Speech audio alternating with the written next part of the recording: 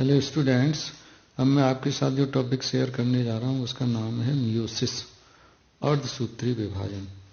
इसको हम इस तरह से परिभाषित कर सकते हैं, ऐसा कोश का विभाजन जिसमें बनने वाली पुत्री कोशिकाओं में गुणसूत्रों की संख्या मात्र कोशिका की आधी रह जाती है, अर्धसूत्री विभाजन कहलाता है। इस प्रकार का जो विभाजन होता है वह प्रजनन कोशिकाओं में पाया जाता है। इस प्रकार के विभाजन में एक मात्र कोशिका से 4 पुत्री कोशिकाओं का निर्माण होता है। अर्धसूत्री विभाजन में जो है जीन विनिमय की प्रक्रिया भी पाई जाती है, जिससे क्रोमोसोम्स के खंड एक दूसरे के साथ एक्सचेंज हो जाते हैं तथा अगली आने वाली पीढ़ी में भिन्नताएं उत्पन्न होती हैं। अब डिस्कवरी के बारे में यदि बात करें तो सबसे पहले फार्मर तथा मूरे ने 1905 में मियोसिस शब्द का उपयोग किया अर्धसूत्री विभाजन के लिए। अर्धसूत्री विभाजन जो है प्रजनन कोशिकाओं में पाया जाता है और इसमें एक मदर सेल से 4 डॉटर सेल्स का फॉर्मेशन होता है। यह जो विभाजन होता है 2 स्टेप्स में पूर्ण होता है, मियोसिस फर्स्ट तथा मियोसिस सेकेंड।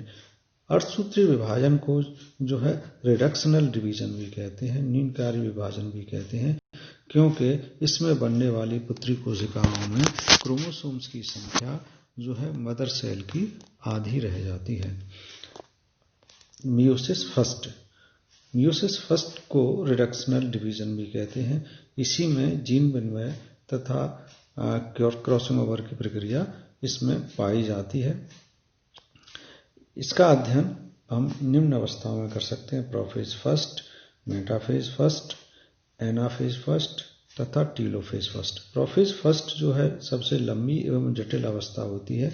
इसको निम्न 5 उप अवस्थाओं में बांटा गया है। Number first leptotene, number second zygotene, number third pachytene, number 4 diplotene तथा नंबर 5 डाइकाइनेसिस। लैक्टोटीन अवस्था का यह लक्षण होता है कि इसमें क्रोमेटिन जालिका से निश्चित संख्या में क्रोमोसोम बन जाते हैं।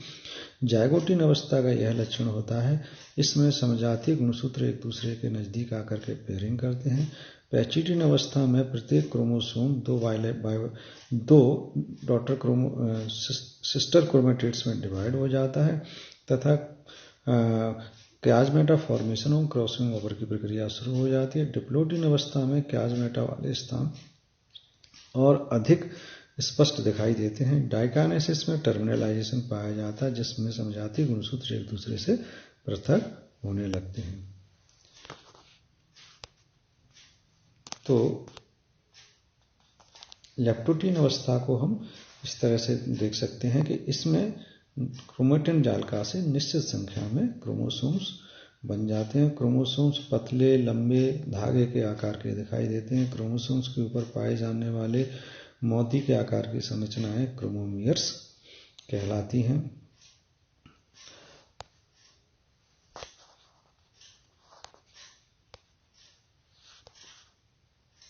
उसके बाद है जाइगोटीन। इस अवस्था में क्रोमोसोम और भी मोटे एवं छोटे हो जाते हैं और जो समजातीय गुणसूत्र हैं वो एक दूसरे के नजदीक आकर के पेयरिंग करते हैं और इस पेयरिंग करने की क्रिया को जो है सिनेप्सिस कहते हैं। तो जाइगोटीन अवस्था में समजातीय गुणसूत्र जो होते हैं वो एक दूसरे के सामने आके अरेंज हो जाते हैं, एक दूसरे के सामने आकर के व्यवस्थित हो जाते हैं या जोड़े बनाते हैं और इस जोड़े बनाने की प्रक्रिया को सिनेप्सिस कहते हैं। तो समजातीय गुणसूत्र है मात्र एवं पितृ गुणसूत्र होते हैं जो आकार एवं आकृति में समान होते हैं। समजातीय गुणसूत्र पेयरिंग इसलिए करते हैं, जोड़े इसलिए बनाते हैं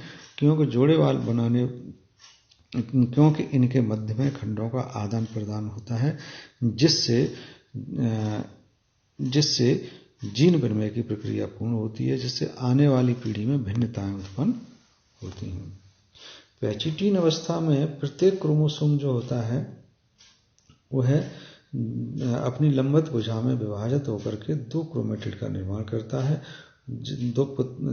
दो सिस्टर क्रोमेटिड्स बनाता है, और ये दोनों ही क्रोमेटिड्स जो होती हैं सेंट्रोमियर पर जुड़ी हुई पाई जाती हैं। इस अवस्था में होमोलोगस क्रोमोसोम्स जो एक दूसरे के साथ पेयरिंग करते हैं, सिनेप्सिस की प्रक्रिया करते हैं, वह उनके खंड अनेक स्थानों पर एक दूसरे के साथ चिपकने लगते हैं। इन चिपकने वाले स्थानों को क्याज़मेटा कहते हैं। इन चिपकने वाले स्थानों को क्या कहते हैं? क्याज़मेटा कहते हैं। और क्याज़मेटा वाले स्थानों पर क्रोमोसोम्स के खंड एक दूसरे के साथ एक्सचेंज होते हैं, और इस एक्सचेंज की क्रिया को क्रॉसिंग ओवर कहते हैं, जीन विनिमय कहते हैं। डिप्लोइड अवस्था में जो है समजातीय गुणसूत्र एक दूसरे से पृथक होने लगते हैं, दूर जाने लगते हैं, जिससे क्याज़मेटा वाले स्थान और अधिक स्पष्ट दिखाई देने लगते हैं। तो डिप्लोइड अवस्था में जीन विनिमय की जो क्रिया होती है वह स्थान और भी अधिक स्पष्ट रूप से दिखाई देने लगते हैं, और क्रोमोसोम और भी थिक एवं छोटे हो जाते हैं।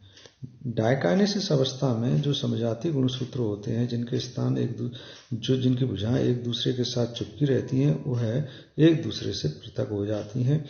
तो इस क्रिया को टर्मिनलाइजेशन कहते हैं। तो डायकाइनेसिस के समय समजातीय गुणसूत्रों की भुजाएं जो एक दूसरे से चिपकी रहती हैं क्याज़मेटा वाले स्थानों पर, वहां से एक दूसरे से पृथक हो जाती हैं, और इस क्रिया को टर्मिनलाइजेशन कहते हैं। इस अवस्था में जो है केंद्रक झिल्ली व केंद्रका पूर्णतः विलुप्त हो जाते हैं, और स्पिंडल फाइबर्स का फॉर्मेशन शुरू हो जाता है।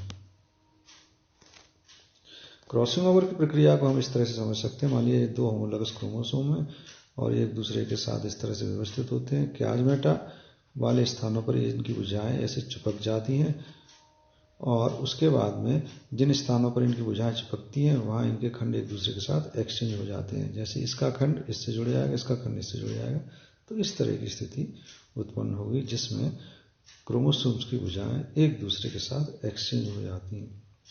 इसी को जीन विनिमय कहते हैं, और जिससे अगले आने वाली पीढ़ी में भिन्नताएं उत्पन्न होती हैं। मेटाफेज अवस्था में जो है क्रोमोसोम्स जो होते हैं वो स्पिंडल फाइबर्स की सहायता से कोशिका के मध्य भाग में आकर के व्यवस्थित हो जाते हैं एक प्लेट के रूप में, जिससे मेटाफेज प्लेट का निर्माण होता है। इस अवस्था में भी समजातीय गुणसूत्र एक दूसरे के सामने पाए जाते हैं।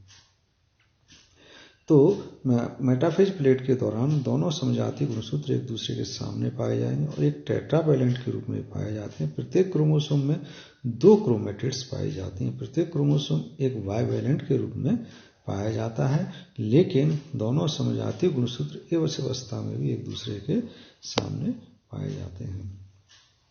एनाफेज अवस्था में जो है समजातीय गुणसूत्र अलग अलग पोल्स की ओर गति करने लगते हैं। जैसे एक गुणसूत्र इस पोल की तरफ जाएगा तो दूसरा गुणसूत्र दूसरे पोल की तरफ जाएगा। क्रोमोसोम्स इस अवस्था में भी बाइवैलेंट के रूप में पाए जाते हैं, यानी प्रत्येक क्रोमोसोम की दोनों भुजाएं जो है, दोनों क्रोमेटिड्स जो होती हैं वह सेंट्रोमियर पर जुड़ी हुई पाई जाती हैं। अतः इसमें क्रोमोसोम्स की संख्या जो है प्रत्येक पोल पर आधी आधी पहुंच जाती है, यानी एक पोल पर आधे क्रोमोसोम चले जाएंगे और दूसरे पोल पर आधे क्रोमोसोम चले जाएंगे। टेलोफेज अवस्था में जो है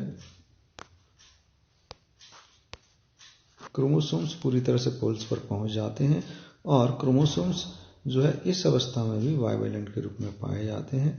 अतः और स्पिंडल फाइबर्स जो होते हैं विलुप्त हो जाते हैं और केंद्रक झिल्ली पुनः बन जाती है। बनने वाले पुत्री केंद्रकों में क्रोमोसोम्स की संख्या जो है मदर सेल की तुलना में आधी रह जाती है। इस तरह से जो म्यूटिक फर्स्ट डिवीजन होता है, इसमें एकमात्र कोशिका से 2 पुत्री कोशिकाएं बनती हैं, और इनमें क्रोमोसोम्स की संख्या मात्र कोशिका की तुलना में आधी रह जाती है, यानी हैप्लॉइड रह जाती है। अतः म्यूटिक फर्स्ट डिवीजन में 2 हैप्लॉइड सेल का निर्माण होता है, और केंद्रक विभाजन के पश्चात में फिर साइटोकाइनेसिस की प्रक्रिया पाई जाती है। तो इस तरह से ये प्रोफेज अवस्था, जिसमें सबसे पहले क्रोमेटिन जाल का निश्चित संख्या में क्रोमोसोम्स बन जाते हैं।